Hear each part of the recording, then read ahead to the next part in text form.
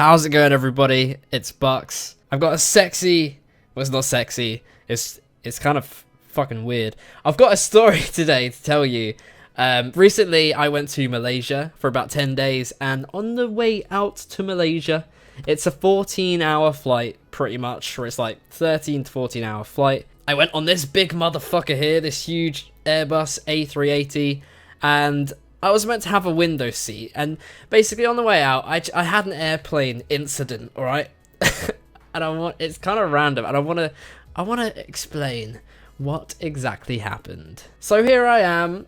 I just leave my parents at the airport at the departure lounge. I'm like, goodbye, cheerio, mum and dad. My mum's like nearly in tears, which is like nearly making me go in tears because we're really close, and I'm pretty much traveling halfway around the world on my own. I've never traveled on my own. She was like, Ryan, don't go. And I was going away for New Year, so it was kind of sad that I wasn't going to spend New Year with them, but I was going out to visit my girlfriend in Malaysia.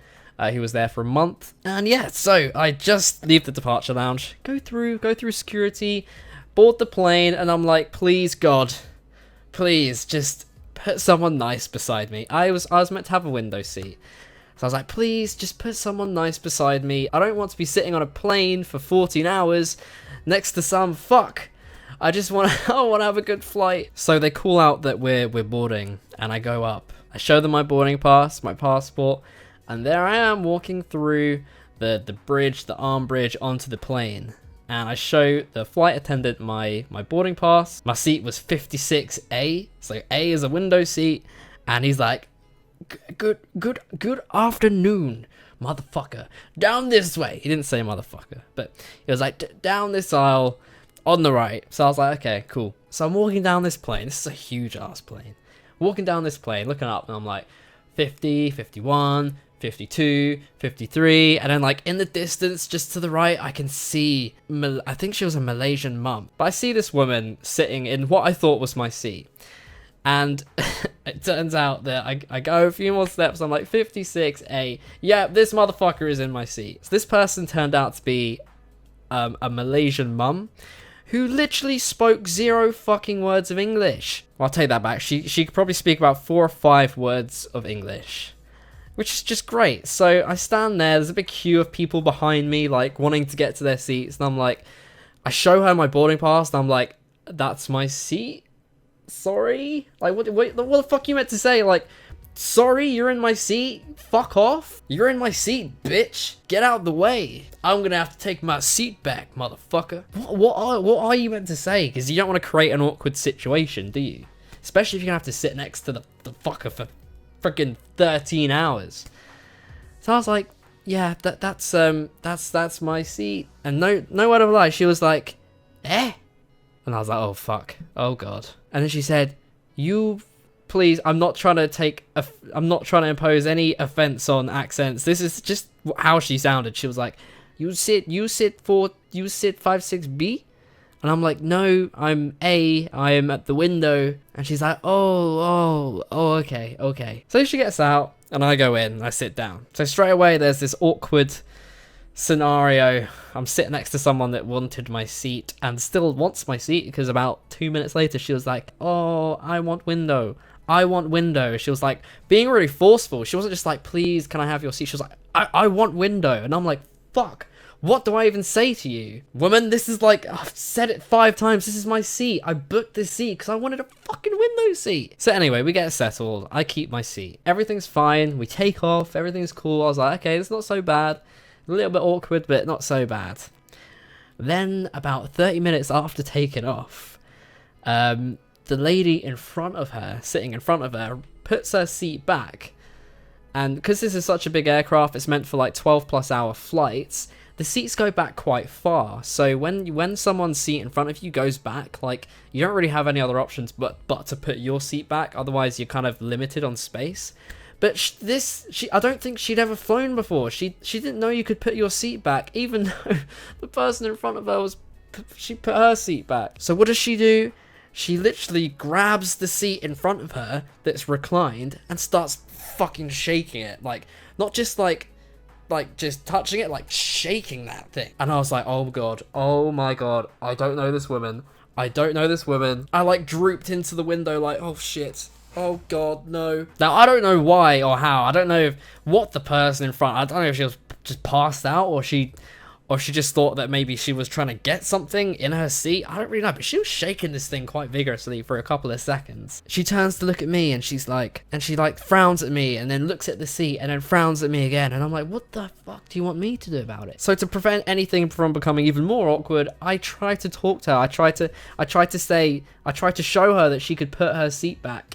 And she was just like, no. I was like, what? What's wrong with you? But the next thing she does, no word of a lie, is she's wearing this coat and she like grabs her pillow and her blanket that's given to her, that's given to everyone by the airline, and she like puts it on the armrest between me and her, pretty much on top of my lap, and then like just quickly leans her head down, like puts her fucking head on my lap. Her head was literally on my lap. It was like a hand away from my dick.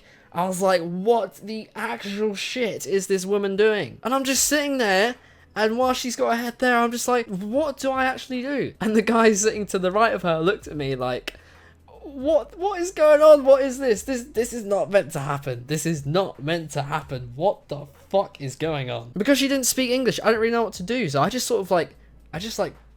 shuffled my leg away so her head sort of dropped a bit. But at the end of the day, what are you doing? Put your head on my lap. And she gets up. She doesn't say anything to me, but then she does it on the other side to the other dude.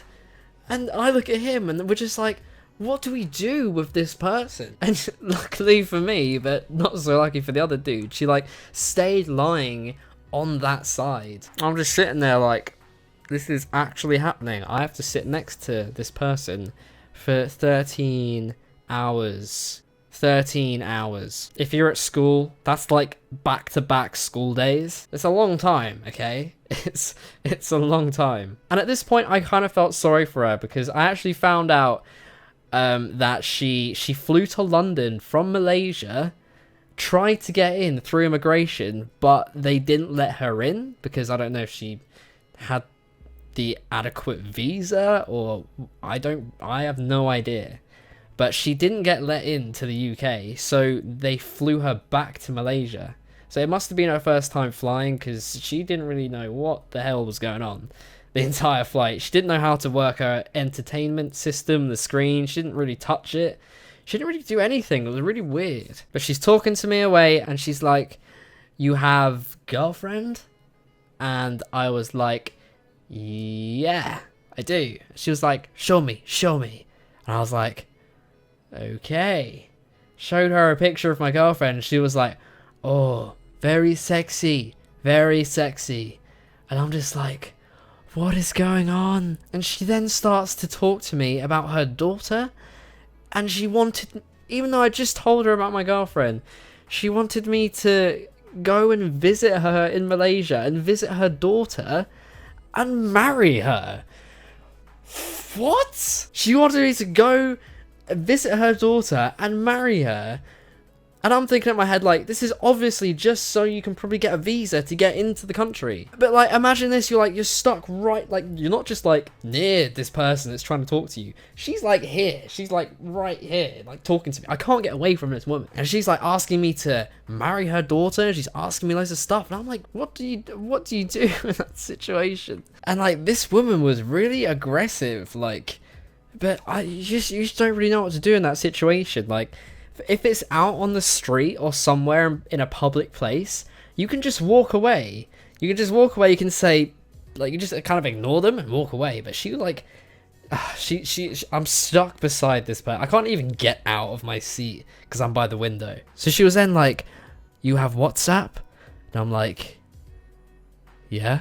And she's like, add me on WhatsApp. So I was like, I didn't really know what to say. In the end, I just said, okay. Because at this point, I didn't want to set her off. I didn't know what the fuck she'd do if I was, like, rude to her.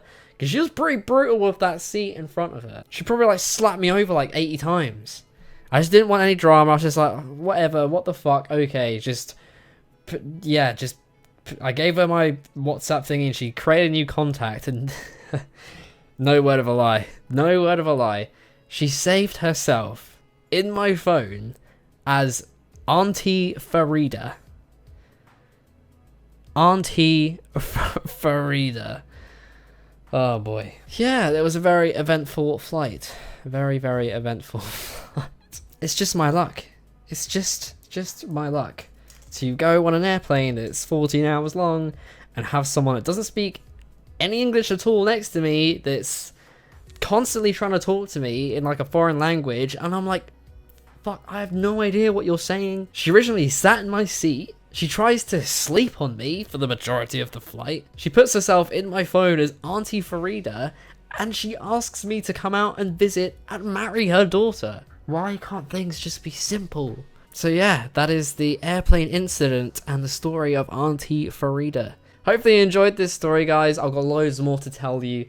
I've got a near-death experience that I want to talk about when I was very, very young. The time that me and my girlfriend had to get rescued up the Alps. I've got loads of stories, so if you enjoy these videos, make sure you give them a thumbs up and leave a comment down below on crazy experiences you've had. And subscribe if you're new, become a Buccaneer, and I shall see you all in the next video.